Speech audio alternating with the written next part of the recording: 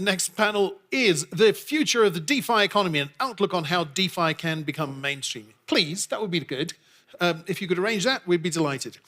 On the panel is Lasse Clausen, Mathias, Imbach, Stani, Kulechov, Dan Reecer, and of course, it's moderated by our wonderful friend Aave Szalay, fabulous friend actually, covering digital assets at the FT. Can I just say that she stepped in here and wasn't originally planning to do this, but so many panels, but her questioning has been terrific and her understanding of the topic very, very helpful. Thank you also, Aave. Much appreciated. Please welcome Aave and her panel.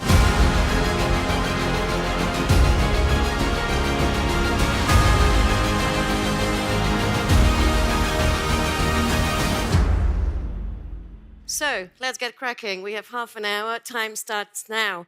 I'll ask you all to introduce yourself, please, and give me one thing that's the biggest hurdle to DeFi becoming mainstream. Everybody, it's Dan Reecer from the Acala network. We're a DeFi parachain launching as we speak on Polkadot.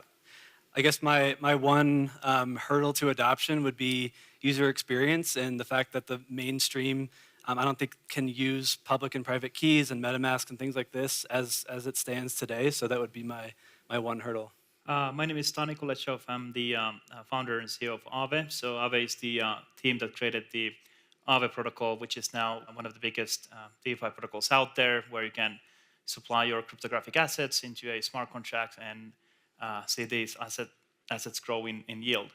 And I would say, kind of for us, I will think of that where we get more adoption is maybe more like integrations on the institutional side. So when we get all the kind of fintechs of the world, the Revoluts and the Monzos and institutional participants to actually use decentralized finance and provide that to their kind of user base, that will be a way to get more adoption as well. Hi everyone, pleasure to be here. Mathias, one of the co-founders and group CEO of Sygnum. We are a crypto digital asset technology group with a banking license in Switzerland and also a license in Singapore, really working alongside many of you towards shaping future finance, which we believe is based on decentralized financial market infrastructure and blockchain powered. And excited to discuss tonight. I can't say anything different. Very clear in 2 words. It's user experience, the UI UX, and how easily users can access DeFi. That is, I think, the biggest hurdle to adoption. Thank you. Hi, my name is Lasse Clausen. I'm the founding partner of a crypto venture fund called 1KX. We were the first fund to only invest in tokens, not in equity or anything else. We started with probably because of that was very, very esoteric at that time. Started with $6 million. We're now at 1.2 billion.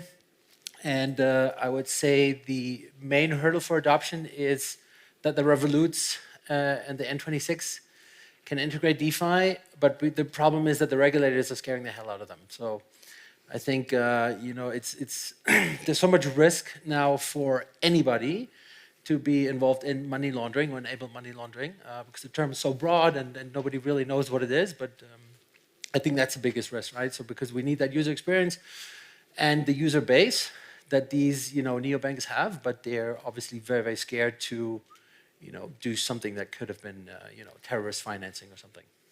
Thank you so much. Before we get into details, could you guys tell me what mainstream means for you? Is that, does that mean that everyone in the world will be some way involved in DeFi? Does that mean that just a small portion of, society? Can you guys just, unpack that a little bit? I don't know who wants to start. I think there's this adoption curve, right? It's pretty clearly defined. So you've got the very, very early innovators, then you've got early adopters, and then you've got the middle of that bell curve. And I think once you're sort of at the top of the bell curve, that would be, for me, mainstream. So I guess that's 30, 40% of the population, interacting with it directly or indirectly. I think most of it is sort of under the hood, right? DeFi is essentially a new financial backend infrastructure. It's not really supposed to be, people are not supposed to interact with protocols. The same way that, you're using WhatsApp, you're interacting with internet protocols, but that's very deep down the stack.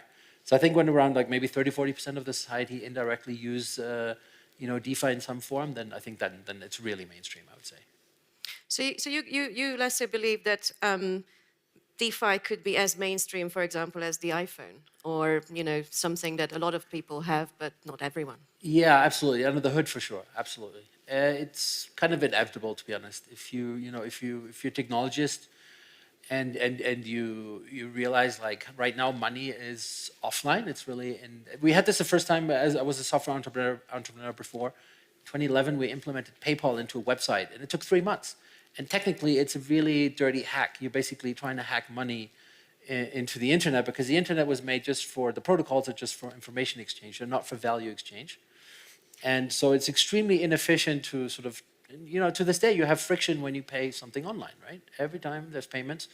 And the conversion funnels, the 98% people put things in their shopping basket, they want to buy it, 98% don't do it. And so, yeah, it's pretty inevitable because the technology is just so much better. And I think we're still at the stage where really you have to be a technologist to kind of understand this. But when you do, it's just absolutely inevitable. There's some pushback. It takes time for things to permeate through society, and then, for example, institutions like yourself, you have a lot of work to do and regulation, etc., to enable the access. But I think under the hood, it's completely inevitable. Yeah. I would also approach from the kind of like opportunity perspective. So let's say decentralized finance, what makes it very amazing is that, for example, for me who lives in London, and someone else who lives in, I don't know where, Lasse, you live. You live in, you don't live anywhere? Mostly Lisbon, yeah. Okay, let's say Lisbon, and you're in Switzerland, and where are you? Puerto Rico. Puerto Rico. So we like any of us, when we deposit into the Aave protocol, any of DeFi protocols, usually like you have the same equal opportunity to that, let's say, yield in this case. And I think kind of like the iPhone example is good because it's about creating the opportunity for you to be able to actually participate and let's say, purchase something or get an opportunity, whether it's like investment or getting yield on your cryptographic assets. And I think, for example, where I would say, if you think of like sneakers, like Nike sneakers, if you can buy them anywhere in the world, that's mainstream adoption. And in case of DeFi, like it's kind of there, like you have the components to create like very good sneakers, but you don't have the accessibility because of the user interface, or there's some sort of like a regulatory unclarity, or some other hurdles that can be like lack of education. And then you don't have that adoption. So it doesn't mean that every single person needs to use decentralized finance. I wouldn't use, I still carry money in my pocket, and I will use Sygnum Bank as long as you have like non-DeFi services as well. But I think it's more about kind of that everyone has the opportunity to maybe take more control of their finance and leave rest of their finance to someone else's trust. Yeah, and I would say we can almost segment what mainstream means, and we also have as an ecosystem addressed the different segments a bit differently. The retail angle we've now discussed with the iPhone example, we are focusing more on the what does it mean if an institutional investor that manages third-party money, that has to bring a decision through an investment committee, that has to feel comfortable that the assets are safe, etc., that the audit will go through, etc., that's another element of adoption and mainstream, if also these elements of the market, this addressable market, then can have access to DeFi directly or via players that create that trust layer to make them comfortable.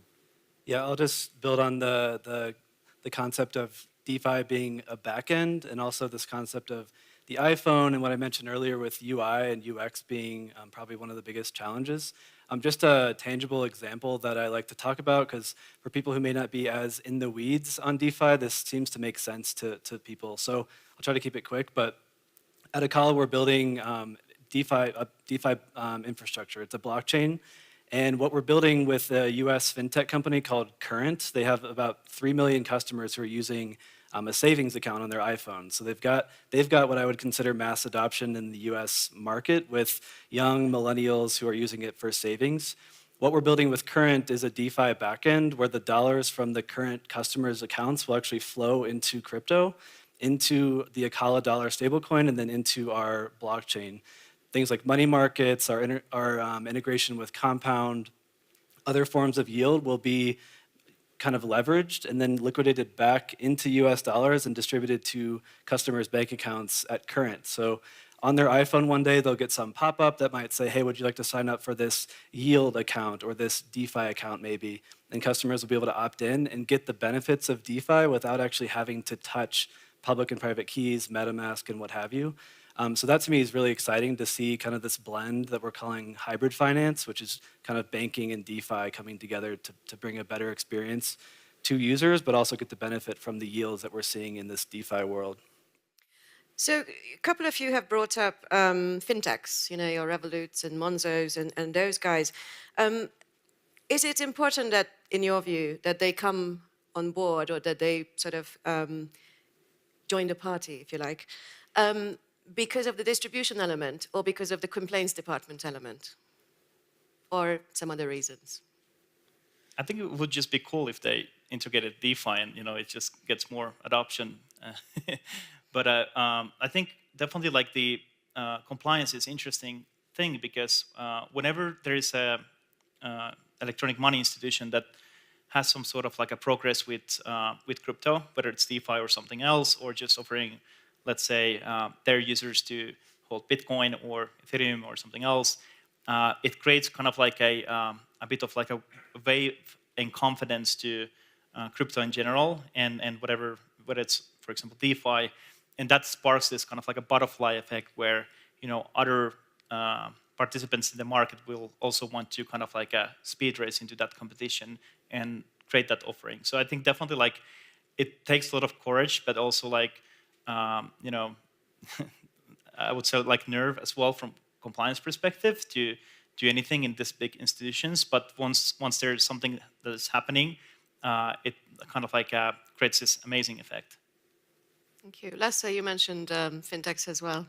Yeah, I see kind of the progress of, I use N26, Revolut, and it's kind of sad. It takes them like 2 years to offer like a simple savings product because they're just like battling these like terrible legacy, backend systems and then compliance.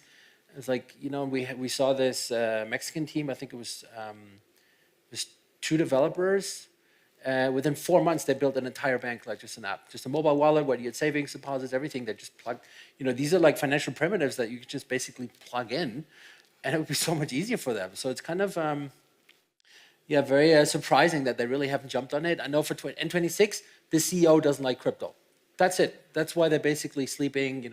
Now they announce they're going to add crypto trading or something, but it's kind of unbelievable because the one guy doesn't like crypto. That they're taking years and years to offer super simple, very basic consumer finance products, which you have pluggable as DeFi primitives, and they're actually for free. So I think it's like innovators' dilemma. It's been pretty surprising. Even TransferWise recently shut down an account of our companies because we heard that you're involved with crypto.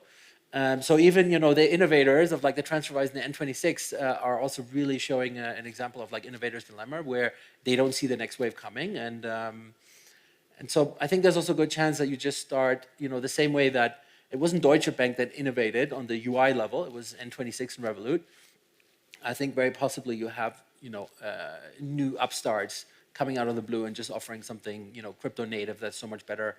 I'm very bullish about Argent. I think Argent is a wallet. You don't have to back up your keys. You just have to say, okay, the email of this person, they can help me recover my keys.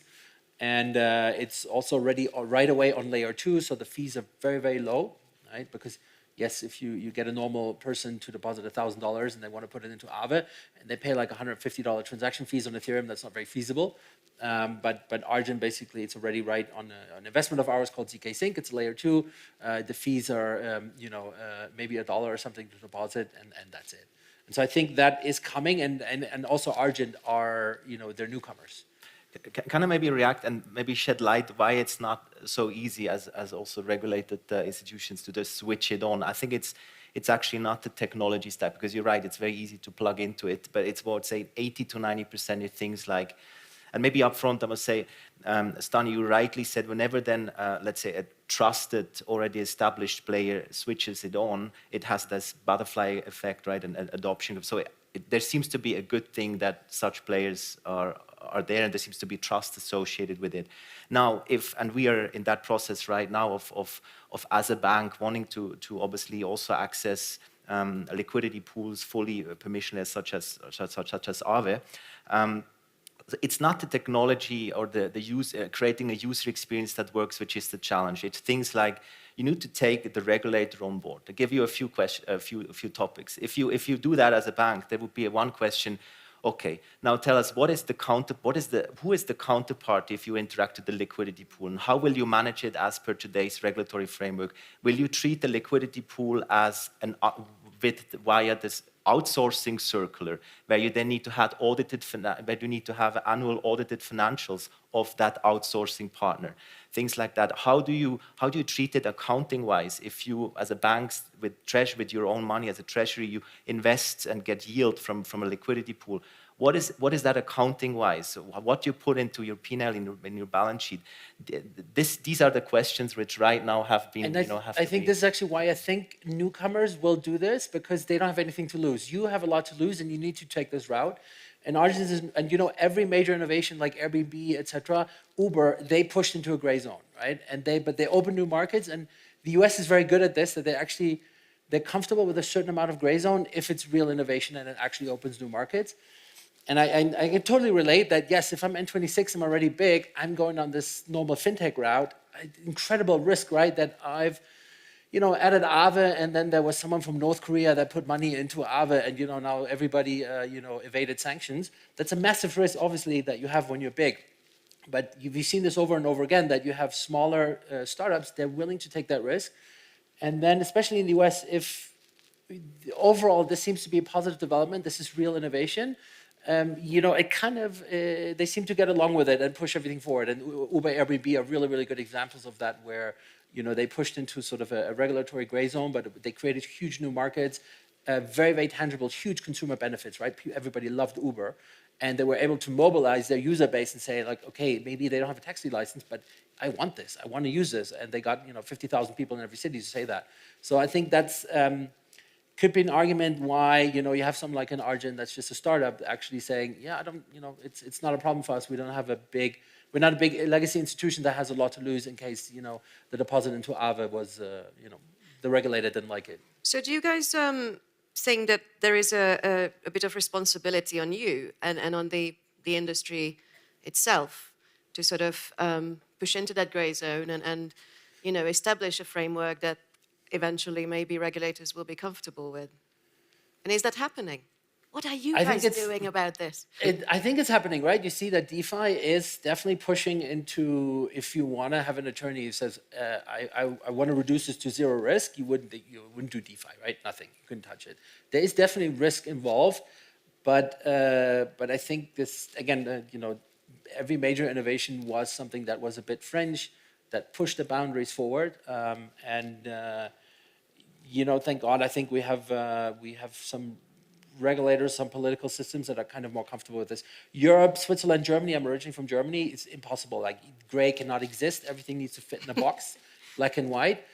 And that's why, quite frankly, the innovation that we see coming out of Europe is, if you look at the last 20 years, the track record is not good. I think when there's like a lot of benefits and people like see those benefits and can recognize them through education, or they're obvious, or through usage, you get like a lot of like masses behind and communities behind. And I think decentralized finance has done it like very well, because each protocol has a community. So this community kind of like upholds the risk management. So if you look at the Aave community, what was for me very surprising, and I personally don't have a financial background. I've been always like a finance geek. That's why I built decentralized like financial protocols. But for me, it was very exciting to see that how well these communities are managing risk and setting different kinds of risk parameters, engaging with third parties to actually create, let's say, for example, liquidity market risk analysis and stress testing these protocols. So definitely that has been very surprising to me. And also, like, it's not anything new, because there are industries where you have a lot of kind of like self-regulation or soft law. And I think with DeFi, the benefits are substantial, because when you look back in 2008 and the financial system, there wasn't any visibility on the markets and exposure, for example. And decentralized finance kind of brings completely new way to interact with finance and think about finance. So it's not only about you managing your finance, but you are participating in markets that are transparent. So you see all the transactioning. You can quantify all the exposure of any single asset in the Aave protocol and the whole DeFi ecosystem. And when you have this kind of like benefits like the transparency, less risk of the custodial risk, it starts to kind of like pick more traction. And these networks are user-owned, which means that the value doesn't go to shareholders, but actually the users that are providing liquidity using Web3 protocols. And that's where the people are getting behind of the networks instead of behind of like companies. And I think that will be the user-owned aspect of DeFi is what will be one of the main drivers as well. You mentioned benefits. Would you mind if I briefly? Go for it. Because I think I have to defend Europe and Switzerland a bit to make it a conversation here. Look, the fact that we're all sitting here is at least partly also because there was some years ago the idea in Switzerland came up to use a foundation structure to launch an ICO, the Ethereum ICO, to launch decentralized permissionless infrastructure. Out of that, the crypto valley emerged. And out of that, the DLT law, which has been passed by the Swiss Parliament, has been put into effect. The two first crypto bank, one of which being Sygnum, that I'm representing here. I think in the grand schemes of things, Switzerland has done its share towards innovation in that space, and now we need to just make sure that we keep up with the US, which now really is obviously in the spirit that it has always done, going very fast. I also agree with you, Lasse, that probably it needs both. It needs those who go fast, break things. Innovation sometimes requires some exuberance, right? And then you fail fast, you regroup, and that's what's constantly happening in crypto. But you probably also need those who kind of, at the very core of what they do, and we have taken that stance, respect that future has heritage, and that heritage, for example, include things like we don't want to, we accept that there's KYC, there's anti-money laundering rules, and let's support the ecosystem and also the DeFi community by helping to educate the regulator and to create products that come from that side, right? Because that's also an element we need for true adoption, so that finally also institutions can come in. And also the UK, we have the Silicon Roundabout, so yeah. You guys mentioned benefits, the benefit of DeFi. Is the risk reward there for DeFi to be mainstream from an individual's perspective? Because DeFi is still pretty wild, right? I mean, I've seen stats about 12 billion and billions of dollars that just kind of go missing through hacks or theft or one way or another. So do you think that the risk reward is there for it to become mainstream? Is that benefit of saving money, on fees, enough to take that risk? Yeah, yes. I mean, pretty clearly, because if you're an American and you have dollars in a bank account, what is this this high yield savings account from Goldman Sachs? 0.5%, that's the best you can get, and they're 10 times better than other banking account in the US. But at least you know that the money will be there. Not necessarily. I mean, no, not necessarily. Yeah. And they can always shut down your bank account and say, hey, this one transfer was weird, and so I don't know. I think it's where we see these sort of hacks or rug pulls happening is, but it's obvious for 99% of the population when it screams 10% per day guaranteed yield and deposit now with a countdown timer. I mean, it's common sense, right? Everybody else knows this is a scam, and then there's just this 1% of the population that is is so short-term driven, and so I think it's also you can see that it's a very small segment. Sometimes the numbers are big, but it's a very particular group of people, and quite frankly, it's the people that go to casinos as well, and these kind of folks. So I think you can, and that's always the question that society has to ask, right? Do we cut down everything to accommodate for that 1%, and then the rest of the society doesn't get to have any of the benefits, or we've made it safe for really the lowest common denominator? Or do we accept a certain kind of risk? And we do it, for example, like, I don't know, we drive cars, right? We know there's risk in cars for some people. I mean, I guess there is a bit of difference between casinos and bank accounts. But, but it's you have plenty of products that are very moderate in their announcement. The way Aave, the UI says what the yields are, it's real. And then there's these casino things that say DeFi 10% yield every day, and that's obviously attracts the casino kind of operators. I think for the normal person, if they want a relatively safe, yield product, they can use Aave and Compound, and those things are very, very proven and safe. And yeah, It's just I'm pushing it back a little bit because I think a lot of people for whom it's attractive, that you can get yield and DeFi would be a good option, are often perhaps a bit more desperate than people who can maybe afford to lose a bit of their money. So I'm just sort of wondering if there is anything that you guys think that could be done to maybe steer people away from those 10% type. I think you just have to understand that DeFi it's a wide range. You have the 1,000% per day, and then you have for example, stablecoin pairs where you can earn maybe 5 or 8% and know that it's relatively stable. But the mainstream isn't going to be using the 300,000% per day. They're going to be using something that was already vetted by, for example, a fintech company or a bank who's integrated with that DeFi protocol or blockchain. And when they're offering it, I can almost guarantee it's not going to be pure exposure to that interest rate or that yield that they're getting on the DeFi backend. There will be some aspect of insurance. There will be some kind of like a hedging pool for price fluctuations.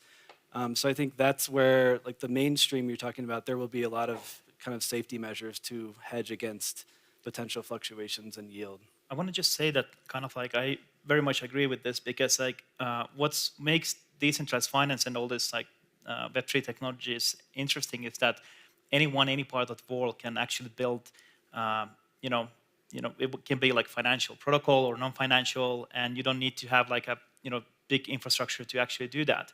And give an example, I mean, I was still studying in University of Helsinki back in Finland, where I come from, and I got this idea of like what if you could use create deposit accounts on Ethereum, and one thing led to another, and it became a protocol, and it just showcases. And this is just one of the stories of hundreds and actually thousands of developers now in the Web3 space building and innovating. And it's kind of like true that Web3 technologies, they're like an open space, so anyone can come and sandbox and test different kinds of things. But there are teams that are building like industry standard protocols, auditing them 5 to 6 times. We usually do 6 audits, independent audits at Aave. So I think like definitely like recognizing these different things is one thing, and the educational part, and also like the gambling part, and also all this kind of like incentives in general. I think everyone in Web3 is still kind of like an early adopter. So you might use a network, use a protocol, you might lose funds, but then you get remunerated by getting part of the network in terms of like a user airdrop or something similar. And I think it's just like kind of like showcases that we're still like very early in the layers. And I think at some point someone builds a firewall. Let's say like if you use this product, like you only will deposit into some of particular less risky protocols, and centralized parties like Sygnum and the Coinbases of the world, they can actually be those players that can actually like navigate users where to deposit and what kind of DeFi to use as well. Thank you so much for the panel. I hope you enjoyed that, and I'm sure that we can have further chats with the panelists outside. So thank you.